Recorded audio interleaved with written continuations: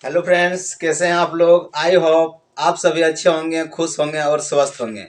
आज हम बात करेंगे एक्सरसाइज 9.1 पे। तो 9.1 को समझने के लिए सबसे पहले हमें कुछ बिंदुओं को समझना पड़ता है। वो है ये, यानी 9.1 को समझने के लिए सबसे पहले हमें कुछ दृष्टि रेखा को जान लेना पड़ेगा। उन्नयन कौन किसे कहते हैं उसे जानना होगा, और अवनमन कौन किसे कहते हैं इसे जानना होगा। इन सब के जाने बिना हम नहीं बना पाएंगे। तो हम सबसे पहले समझते हैं कि ये दृष्टि रेखा क्या है। तो जब भी हम 9.1 का बात करेंगे तो समकोण त्रिभुज में ही यह बनता है। और इसके लिए क्या होता है, इसमें कोई प्रेक्षक ऊपर की ओर देखता है तो प्रेक्षक के आंखों से उस बिंदु को जिस बिंदु को देखता है उस बिंदु को मिलाने वाली रेखा को यानी दृष्टि रेखा बोला जाता है। इसको क्या बोला जाता है? दृष्टि रेखा। इस कोई प्रेक्षक यानी कोई भी व्यक्ति होता है जो एक बिंदु से ऊपर वाले वस्तुओं को देखता है, उसको हम लोग क्या कहते हैं? दृष्टि रेखा बोलता है। अब रह गया बात उन्नयन कोण।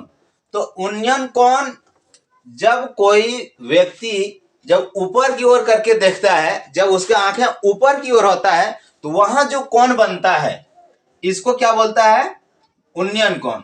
और अवनमन कोण हमेशा नीचे की ओर देखता है, यानी जब कोई व्यक्ति ऊपर से नीचे की ओर देखता है तो वहां जो कोण बनता है उसको अवनमन कोण बोलता है।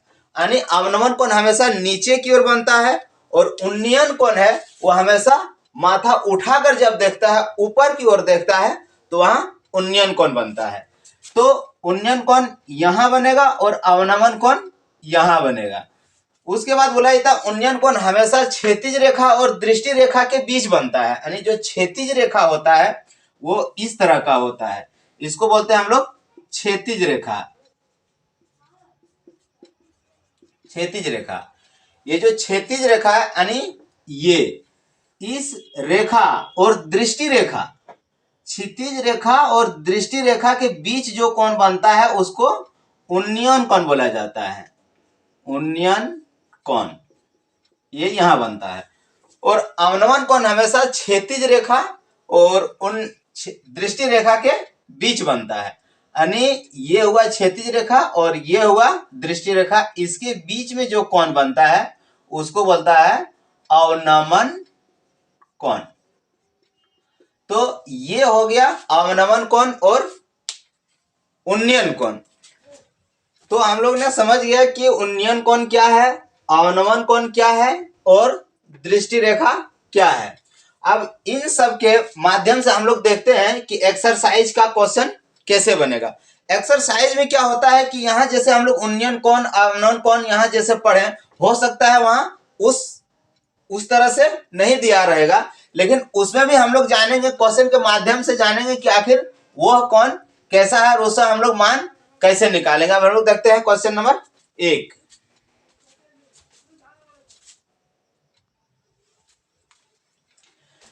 क्वेश्चन नंबर 1 कहता है कि सर्कस का एक कलाकार एक 20 मीटर लंबी डोरी पर चढ़ रहा है जो अच्छी तरह से तनी हुई है और भूमि पर सीधे लगे खंभे के शिखर से बंधा हुआ है।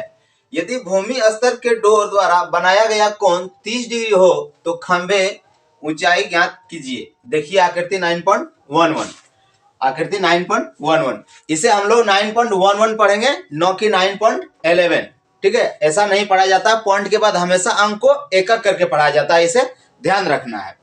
अब यहां बोला है कि एक सर्कस का कलाकार है जो 20 मीटर लंबी डोरी पर चढ़ रहा है। यानी जब भी कोई कलाकार चढ़ेगा तो भूमि से क्या हुआ है, जो अच्छी तरह से तनी हुई है और भूमि पर सीधे लगे खंभे से शिखर से बना हुआ है। यानी ये वाला जो है ये वाला खंभा है और ये वाला आपका भूमि हो गया, और यहां से यहां ये डोरी तना हुआ है और अच्छी तरह से तना हुआ है, बीच में कोई ढेल ढाल नहीं है, और इस पर क्या हुआ है, कलाकार चढ़ रहा है। यानी ये कितना है, ये 20 मीटर है और ये मेरा खंभा है और ये मेरा जमीन है। और क्या बोला जाता है, और बोलता है यदि भूमि स्तर के डोर द्वारा बना गया कोण, यानी भूमि का स्तर कौन वाला है, ये वाला, ये भूमि का स्तर है, डोर द्वारा बनाया गया कोण, और ये स्तर हुआ और ये डोर हुआ, यानी ये रस्सी हुआ, तो डोर द्वारा बनाया गया कोण 30 डिग्री है, ये वाला यहाँ 30 डिग्री है।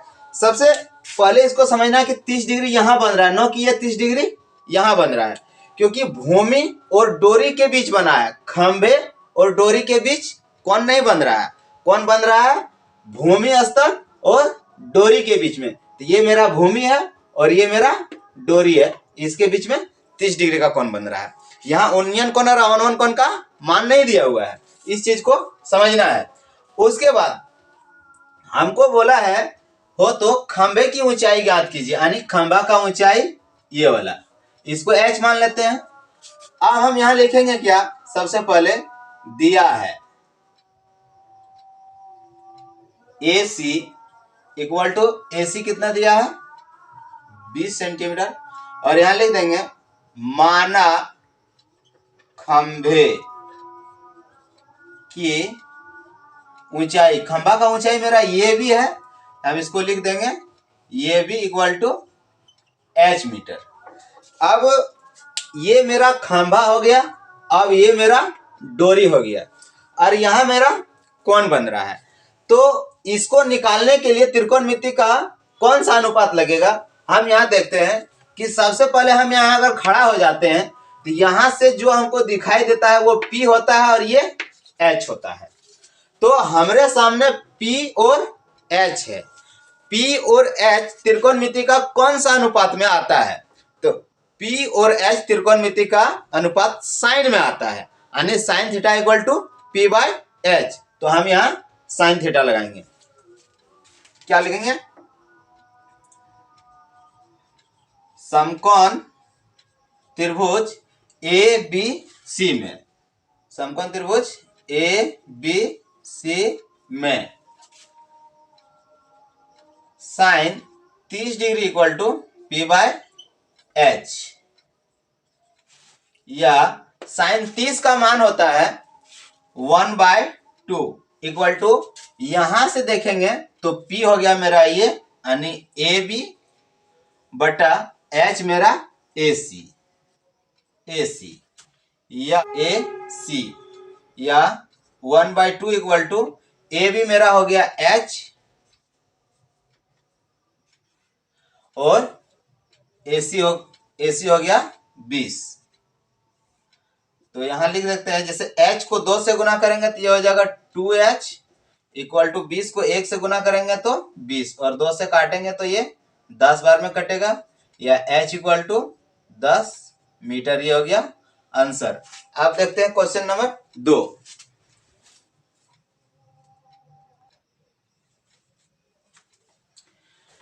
क्वेश्चन नंबर 2 कहता कि आंधी आने से एक पेड़ टूट जाता है और टूटा हुआ भाग इस प्रकार मुड़ जाता है कि पेड़ का शिखर जमीन को छूने लगता है और इसके साथ 30 डिग्री का कोण बनाता है। पेड़ की पाद बिंदु की दूरी जहां पेड़ का शिखर जमीन को छूता है 8 मीटर है, पेड़ की ऊंचाई ज्ञात कीजिए। यानी हमें एक ऐसे पेड़ की ऊंचाई ज्ञात करना है जो आंधी आने के कारण आधा दूर में टूट गया है और टूट के वह जमीन को छू लिया है। यानी कुछ इस प्रकार होगा, यानी इतना बड़ा पेड़ था, यानी पेड़ इतना बड़ा था जो आंधी आने के कारण क्या हुआ है, पेड़ टूट गया है इस जगह, और टूटने के बाद ये इस प्रकार जाकर जमीन को छू रहा है, यानी यहां ऐसे करके छू रहा है। यानी पेड़ इतना लंबा था और ये यहां से टूट के ये यहां को छू रहा है। यानी अगर इसको हम ये मानते हैं, यहां B मानते हैं, तो यहां मेरा C होगा। यानी पेड़ की ऊंचाई टोटल AC है। और ये वाला सी यहाँ टूटने के बाद ये क्या हुआ, यहाँ झुक गया और आकर यहाँ मिल गया है, यानी ये यहाँ पेड़ को, यहाँ जमीन को छू रहा है। तो हमें पेड़ की ऊंचाई ज्ञात करना, यानी पेड़ की ऊंचाई यहाँ से यहाँ तक होगा, यानी A B plus B C, या हम A B plus B C इसको भी कह सकते हैं, क्योंकि यही शिखर है जो जमीन को यहाँ छू रहा है। तो और आगे क्या बोलता है, बोलता है पेड़ का शिखर जमीन को छूने लगता है और इसके साथ 30 डिग्री का कोण बनाता है। कहाँ, यानी पेड़ का ऊपरी सिरा जहां जमीन को छूता है, जमीन और पेड़ के बीच में वहां 30 डिग्री का कोण बन रहा है। यानी ये पेड़ का शिखर हुआ और ये जब यहां मुड़ गया, यहां आ गया, तो यहां आने के बाद ये मेरा जमीन है और ये मेरा पेड़ है, यानी पेड़ और जमीन के बीच यहाँ कितना डिग्री का कोण बना रहा है, 30 डिग्री का, यानी छूने लगता है। पेड़ का शिखर जमीन को छूने लगता है, इसके साथ 30 डिग्री का कोण बनाता है, यानी पेड़ का जो शिखर था ये वाला जो यहाँ छुआ, इसके साथ ये क्या करता है, 30 डिग्री का कोण बनाता है। अब हमें क्या करना है, और आगे बोलता है कि पाद बिंदु की दूरी जहां पेड़ का शिखर जमीन को छूता है 8 मीटर है। 8 मीटर क्या है, पेड़ की पाद बिंदु, यानी पेड़ का पाद बिंदु कहाँ है, यहां है, यहां पेड़ खड़ा है। पाद बिंदु जहां पेड़ का शिखर जमीन को छूता है, पेड़ का शिखर जमीन को कहां छूता है, यहाँ, यहाँ और यहाँ के बीच का दूरी कितना है, 8 मीटर। तो हम यहाँ कितना दे देंगे इसको, 8 मीटर। 8 मीटर दे दिए। अब हमको क्या करना है, हमको पेड़ की ऊंचाई ज्ञात करना, यानी ए वाला ज्ञात करना है। तो सबसे पहले हम यहां लिखेंगे क्या, दिया है ए सी, ए सी इक्वल कितना दिया है, 8 मीटर, और हमने लिख देंगे माना पेड़ की ऊंचाई, ये क्या है, इतना क्या है, ए बी प्लस यहां से यहां तक बी सी, ये बी सी वही बी सी है जो यहां से यहां मुड़ा है, तो B C equal to x plus y meter, यानी इसको हम x मान लेते हैं और इसको y, और यही y कहाँ आया है, यहां आया है, ये भी y है। अब देखते हैं y मीटर। तो अब हम देखते हैं, जब हम यहां से लेंगे तो हमको यहां से एक p ये दिखाई देता है और ये h दिखाई देता है, ये b दिखाई देता है, यहाँ तीनों चीज हमको दिखाई दे रहा है। तो स्टूडेंट का एक सवाल ये भी रहता है कि हम कैसे जानेंगे कि यहाँ साइन थीटा लगाएंगे या टेन थीटा लगाएंगे या कॉस थीटा लगाएंगे। इस सवाल का आंसर ये होगा कि सबसे पहले जब हम यहाँ खड़ा होते हैं, जैसे यहाँ 30 डिग्री दिया है, यहाँ पर हम खड़ा होने के बाद यहाँ से देखते हैं जो सामने दिखाई देता है P और ये दिया है H। अगर हम इसका बात करें P और H, तो P और H किस में दिखाई देता है, कौन सा त्रिकोणमिति का कौन सा अनुपात में P और H आता है, तो हम जानते हैं साइन में आता है, तो हम यहाँ साइन का लगा देंगे। लेकिन अगर हम यहाँ देखते हैं कि ये भी दिया हुआ है, B भी दिया हुआ है, यहाँ से देखते हैं P और B, तो हम यहाँ टेन भी लगा सकते हैं। उसके बाद B और H का बात करते हैं तो हम कॉस भी लगा सकते हैं। इस जगह हम कुछ भी लगा सकते हैं, कोई भी अनुपात को हम लोग लगा सकते हैं। तो यहाँ कम से कम 2 अनुपात को लगाना पड़ेगा। तो सबसे पहले देखते हैं, अगर हम लोग यहां से अगर साइन ले लेते हैं तो P और H का बात आता है, तो हम यहाँ क्या लिखेंगे, और ये यहाँ कितना डिग्री का कोण बना रहा है, समकोण बना रहा है 90 डिग्री का, तो हम लिखेंगे समकोण त्रिभुज BAC में यहां से देखेंगे P और H पहले देखते हैं, तो साइन में लेते हैं, लिखेंगे यार sine 30 degree equal to P by H। Sine 30 का मान जानते हैं 1/2 होता है, इक्वल टू यहां से देखेंगे P मेरा ये हो गया X और Y X हो गया, P हो गया, और B मेरा H मेरा हो गया Y, तो हम यहां लिख देंगे Y, या अगर हम इससे गुना करेंगे तो Y इक्वल टू हो गया 2x, इसको समीकरण 1 लिख देते हैं। उसके बाद फिर इसी चीज को, जैसे ये दोनों आ गया, या फिर हमको इन दोनों को ले लेते हैं या इन दोनों को ले लेंगे, जिसको लेंगे कोई दिक्कत नहीं है। तो अगर हम इन दोनों को लेंगे तो यहाँ आता है tan 30। अगर हम tan 30 लेते हैं तो P बाय B आता है। अब यहां देखिए, या हम यहां लिख सकते हैं tan 30 degree equal to P by B। tan 30 का मान 1/√3 इक्वल टू, यहां से देखेंगे P मेरा x हो गया और B मेरा 8 हो गया। तो x को √3 से गुना करेंगे तो हो जाएगा x√3 इक्वल टू 8। 8 को 1 से गुना करेंगे 8। अब हम यहां देखते हैं कि x, अगर हम x को निकालेंगे, x इक्वल टू हो जाएगा 8/√3। इसको समीकरण 2 दे देते हैं, यानी x का एक मान निकल गया। अब ये x का मान हम समीकरण 1 में रख देते हैं, तो क्या होगा, x का मान समीकरण 1 में रखने पर, अब समीकरण 1 मेरा क्या है, समीकरण 1 मेरा है y इक्वल टू, यानी y इक्वल टू 2x। और हम जानते हैं x इक्वल टू आया 8/√3।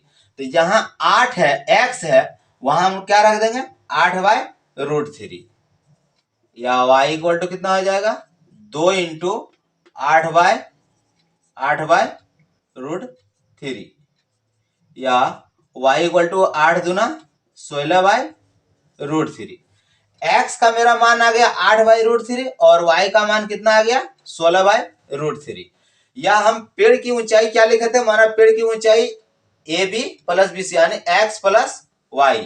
तो हम यहां लिख सकते हैं, अतः पेड़ की ऊंचाई, अतः पेड़ की ऊंचाई equal to x plus y equal to, मेरा x आया है 8/√3 इंटू y का मान आया है 16/√3।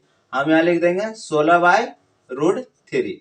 अब क्या करेंगे, 8 और 16 से गुना कर देंगे तो 16 128 आ जाएगा। 128 गुना नहीं, प्लस है यहाँ, सॉरी, यहाँ प्लस हो जाएगा। तो हम क्या करेंगे, एलसीएम ले लेंगे। √3 और √3 का एलसीएम लेंगे तो कितना आ जाएगा √3। एक बार में कटेगा 8 का 8 प्लस √3 का √3, एक बार में कटा, एक को 16 से गुना करेंगे 16, 16 और 8 को जोड़ेंगे तो होगा 24/√3। अब हम क्या करते हैं, ये जो 24/√3 है, इसको √3 का हर का परमेकरण कर देते हैं, या इक्वल टू हो जाएगा 24/√3 इंटू √3/√3। तो यहां हो जाएगा 24 इंटू √3, और √3 गुना करेंगे तो 3 हो जाएगा, और 3 को इसको काट देंगे 8 बार में, तो मेरा आ गया 8√3 मीटर। ये हो गया आंसर। अब देखते हैं क्वेश्चन नंबर 3।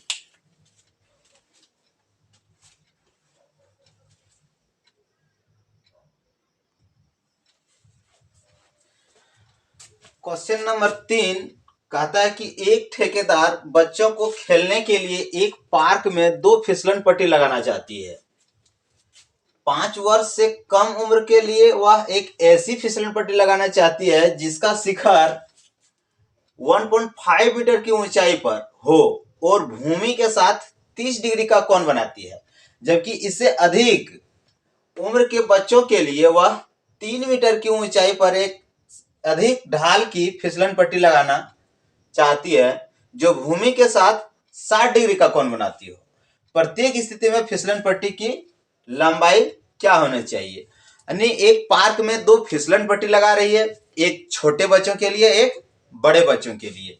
जो छोटा बच्चा है उसका ऊंचाई 1.5 मीटर है फिसलन पट्टी की, और जो बड़ा बच्चा है उसका जो शिखर, जो हाइट है, वो 30 मीटर की ऊंचाई पर है।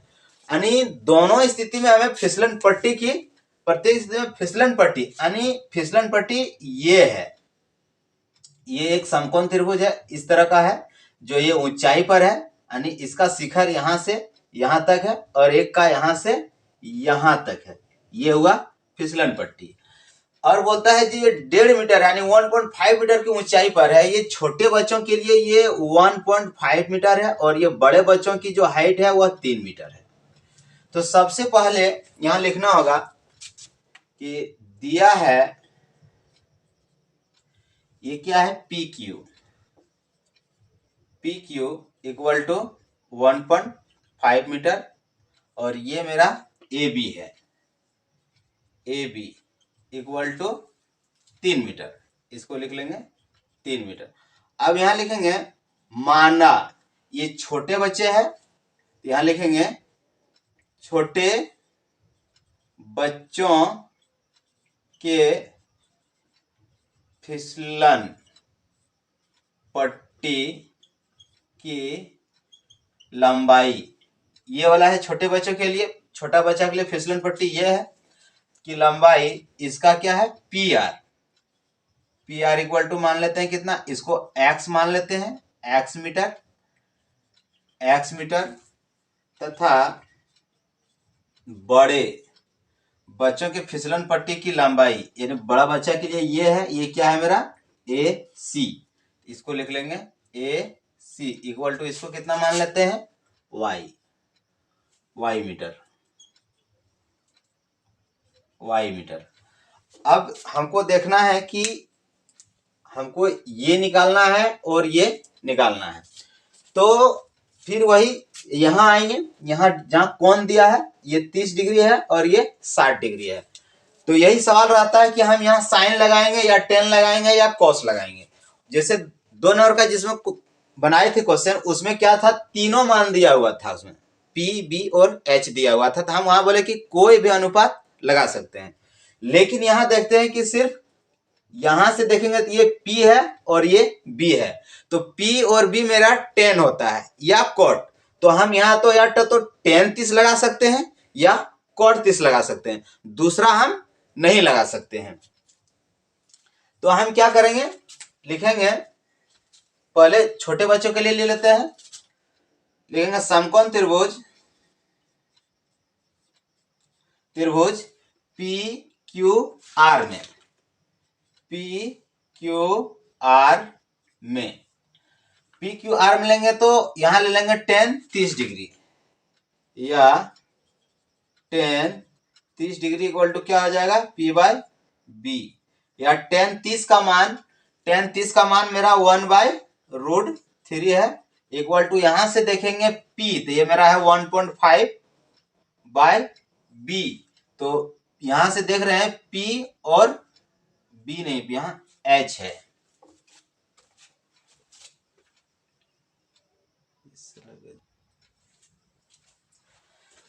क्वेश्चन नंबर 3 कहता है कि एक ठेकेदार बच्चों को खेलने के लिए एक पार्क में 2 फिसलन पट्टी लगाना चाहती है। 5 वर्ष से कम उम्र के लिए वह एक ऐसी फिसलन पट्टी लगाना चाहती है जिसका शिखर 1.5 मीटर की ऊंचाई पर हो और भूमि के साथ 30 डिग्री का कोण बनाती है, जबकि इससे अधिक उम्र के बच्चों के लिए वह 3 मीटर की ऊंचाई पर एक से अधिक ढाल की फिसलन पट्टी लगाना चाहती है जो भूमि के साथ 60 डिग्री का कोण बनाती है। प्रत्येक स्थिति में फिसलन पट्टी की लंबाई क्या होनी चाहिए, यानी एक पार्क में 2 फिसलन पट्टी लग रहा है जिसमें एक छोटे बच्चे के लिए है और एक बड़े बच्चे के लिए। जो छोटा बच्चा का फिसलन पट्टी है उसकी हाइट 1.5 मीटर है यानी 1.5 मीटर है, और जो बड़ा बच्चा के लिए फिसलन पट्टी है उसकी हाइट यानी 3 मीटर है, और फिसलन पट्टी की लंबाई यानी फिसलन पट्टी ये है, बोलता है इसकी लंबाई क्या होगा, इसका हाइट जो है वो फिसलन पट्टी का शिखर 1.5 मीटर की ऊंचाई तक है, और इसका जो बड़े बच्चे का जो फिसलन पट्टी का हाइट यानी शिखर है वह 3 मीटर का है। यानी फिसलन पट्टी मेरा ये वाला है फिसलने वाला, और इसमें ये क्या है, ये वाला है, ये बड़े बच्चों के लिए है, यानी एक है पी क्यू आर और दूसरा है ए बी सी। तो हम यहां लिखेंगे सबसे पहले दिया है P Q equal to 1.5 meter और ये क्या है A B equal to 3 meter. अब लिखेंगे माना क्या मान लेना है, यानी छोटे बच्चे की जो फिसलन पट्टी की लंबाई है इसको मानना है x मीटर और इसको y मीटर। तब क्या होगा, यहां लिखेंगे माना छोटे बच्चों की फिसलन पट्टी की लंबाई, ये क्या है, PR। PR equal to x meter तथा बड़े बच्चों की फिसलन पट्टी की लंबाई ये क्या है, AC। AC इक्वल टू क्या है, y मीटर। ये हो गया। अब हम पहले जिसमें लेंगे, या तो छोटा वाला में ले लेंगे या तो बड़ा वाला ले लेंगे, जिसमें लेंगे एक एक करके निकल जाएगा। तो पहले हम लेते हैं PQR में। अब समकोण त्रिभुज PQR में अब मेरा क्या है, 30 डिग्री यहां है। यहां से अगर हम देखेंगे तो ये मेरा P दिखाई देता है और ये मेरा H, यानी ये मेरा P है, ये मेरा B है। यहां से देखेंगे तो ये P और H दिखाई दिया।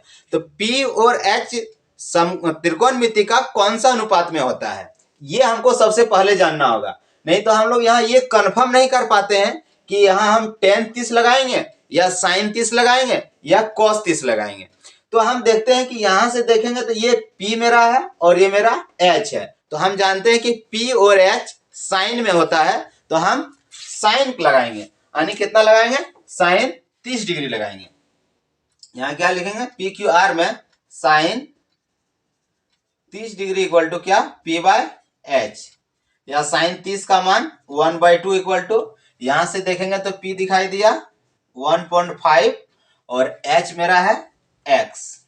अब यहां देख लेते हैं, X को 1 से गुना करेंगे तो क्या हो जाएगा, X इक्वल टू 2 को 1.5 से गुना करेंगे, यानी 1.5 गुना 2, या X इक्वल टू हो गया 3 मीटर, यानी 1.5 दूना 3 मीटर।